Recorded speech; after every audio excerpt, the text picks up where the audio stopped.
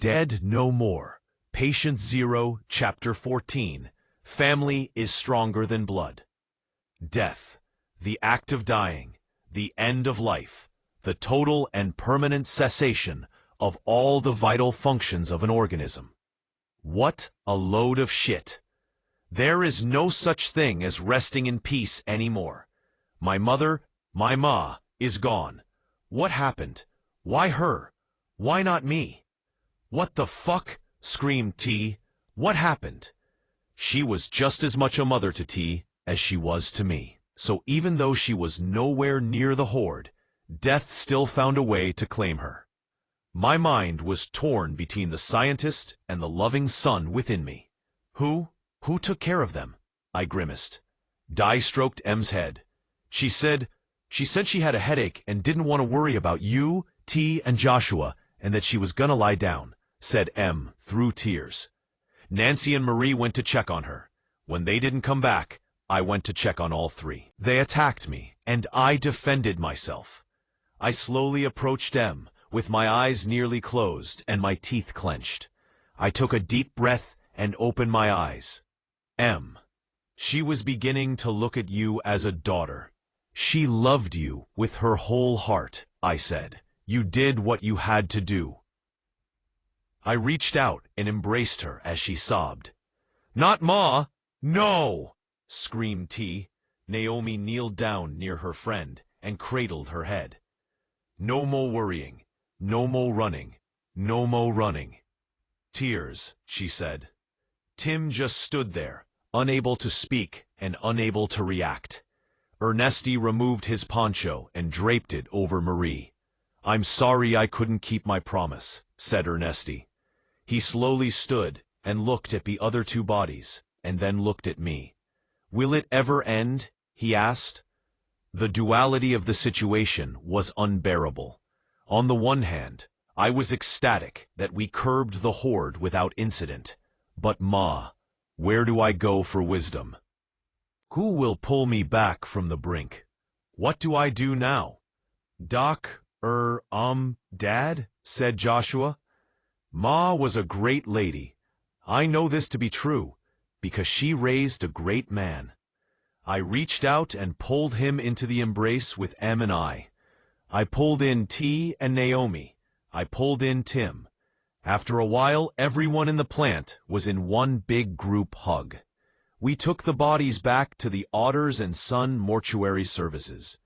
Di and Jamie did a wonderful job with the remains. Knife wounds instead of gunshots enabled open caskets. T officiated the services, but broke down in the middle. But he recovered nicely. His tributes to them were outstanding. He interviewed both Tim and Naomi to gather the necessary info for their respective eulogies. There were tears, laughter, and mourning. But when he sat down the papers he read from and looked me square in the eye, he broke down again. I stood and I walked to the podium. Family, it's really an odd word. It typically means those who share a bloodline.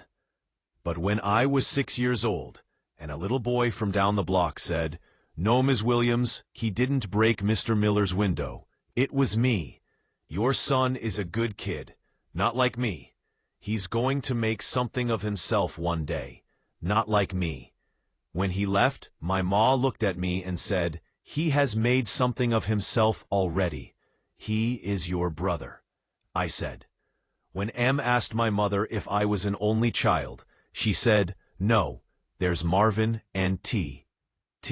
She always considered you her son as well. She said to me on multiple occasions, you always said you wanted a large family. Now we have one. In regards to all of you, we are family. I would die for any of you. You all meant just that much to Ma and me." T hugged me and cleaned his face. I returned to my seat as T asked for other speakers. One by one, they all came up and recounted memories of Ma, Nancy, and Marie. "Does anyone else have anything they would like to share?" asked T. I looked around, and no one else came forward. Again, I stood up and walked to the podium. Prior to my mother's passing, we discussed quite a few things, one of which I should have revealed a while ago. I said, "Joshua, will you join me up here?" Unbeknownst to but a few, Joshua and I have agreed to become father and son, effectively making him my mother's grandson. I know the two of them spoke often, and she absolutely loved him. Joshua hugged me as he began to weep. One of the last things we discussed was the care for the two things she cared for most. Would you come up here, please? My ma wanted to entrust you with two things, the first being her ring. She said she wanted nothing more than to see you wear it. The second is my heart. I know this isn't the most romantic environment, but this situation has snapped me back to the reality that time is precious. I love you, and I ask you in the presence of my ma's spirit and all of our family, will you be my wife? Everyone in the chapel fell silent. Looked at me and kissed me and hugged me tightly as she whispered, "Yes." Everyone cheered and applauded. Even though the occasion was a somber one, the day itself was happy. There were handshakes and hugs as we all continued the congratulatory expressions. Just then, 3 DCs stumbled into the chapel. "Shall we, family?" I said to and Joshua, as we each took down a DC. Again, everyone applauded and cheered as we performed our first function as an official family. The next few months moved rapidly, as Di and Naomi spearheaded a bridal shower and an engagement party, while T and Joshua put together what had to be the worst stag party in marriage history. And I loved every minute of it. We gathered ill-fitting tuxedos and a wedding dress. Rodriguez gave away the bride, with Di and Naomi as maids of honor, and T and Joshua serving as best men. It was a beautiful ceremony, and I damn near lost my breath when I saw Emilia in her gown. Love is defined as a profoundly tender, passionate affection for another person. To me, that nowhere near does it justice. To me, love is a willingness to put another person's wants, needs, desires, and happiness before your own. That is what I feel for Emilia. Pure joy and unadulterated love. She, Joshua, and T completed my immediate family. Joshua was growing into a fine young man, and his relationship with Jamie was beginning to bloom. The look on T's face when Naomi caught M's bouquet was priceless. Even though we are experiencing bliss, we are still in the middle of the end of civilization as we knew it. Things, however, are going well at the 3 locations. The council has taken my advice and spends a rotational role at each site for a month, being visible and accessible to those we bring in. We still use the bunker as the reception area to vet our new members. Thus far, we've only had to expel a few people, like Jacob, Cyrus, and that uncomfortable Oratio fellow and his mother. They were just weird with their talk about cults. All smiles, but you could tell there was something that just was not right about them. Hopefully, they made it on their own. Today, my new wife, my son, his girlfriend, my best friend and his girlfriend are going out on a run together. We are looking for other survivors who are willing to live peacefully among others. We have relaxed our talent rule in favor of humane survival. Okay, everyone, our objective today is to find those who want to live with us, I said.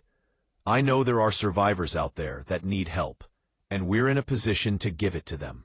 But by the same token, I understand that there are those who would love nothing better than to slit our throats and take what we have.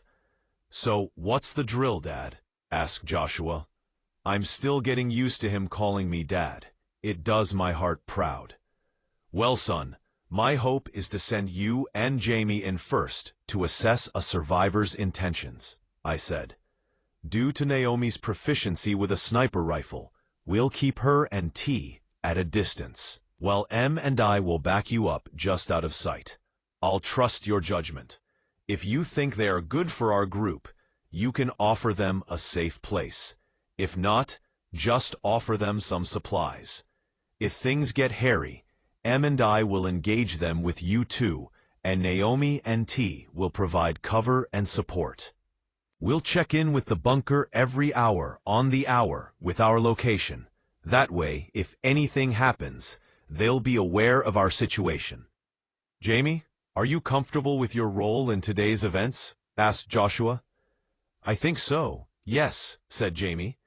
The training we've been receiving has done wonders for my confidence, and I trust you with my life. Damn, this is just sweeter than fried molasses, coated in honey and dipped in sugar, joked T.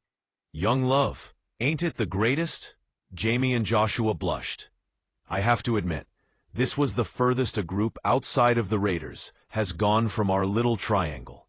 But I am confident in the skill set of the team assembled, even if it is those who are closest to me. Hey bro, we haven't really had a chance to talk since Ma, said T. How are you doing? Well, some days are harder than others. Mostly, I'm just angry. All the shit we went through to survive, and she dies of a heart attack? It's just hard to accept, I said. Hopefully my anger isn't coming through. I'm sure I'll find an outlet for it sooner or later. Well, your feelings are seeping through a little, bro. I mean, look at this setup. Everyone here is connected directly to you, said T. It's like some sort of perverse family vacation. I'm cool though, 'cause I trust you. I just wanted to make sure everything was everything. Maybe T was right. I needed those I care about most around me now. But was it the safest course of action? Probably not, but I'll rectify that later. Look, man, who better to look out for us than us? I asked. We'll be fine. Like I said, I trust you, man, T responded. We took the bus and drove for over an hour. We'd stop when we thought we saw signs of survival, but nothing panned out. We checked in often with Brian on radio duty. We finally hit Athens, Georgia. We trolled the gated communities and made some very startling discoveries. Most of them had been overrun by people. We saw spray-painted gang tags of Papa's Pride in each one.